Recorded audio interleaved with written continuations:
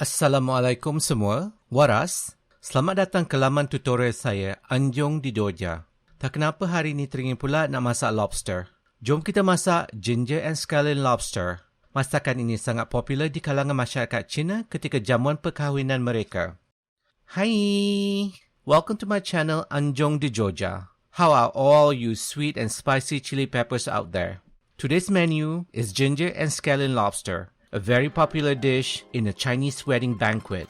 Lobsters has a lot of symbolism within the Chinese community, and prosperity being one of them. Without further ado, let's start.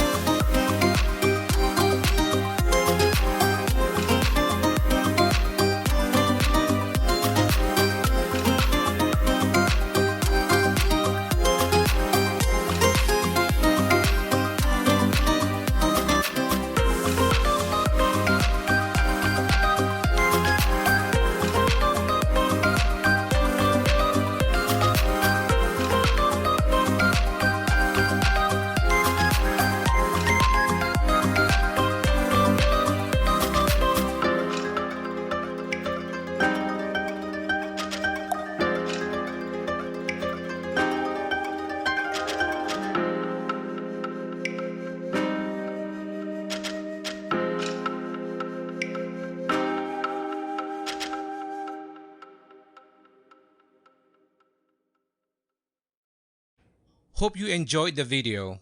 Please click the subscribe, share, like and comment button. Kalau korang suka video ni, jangan lupa subscribe, share, like dan buat komen, okay? Bye!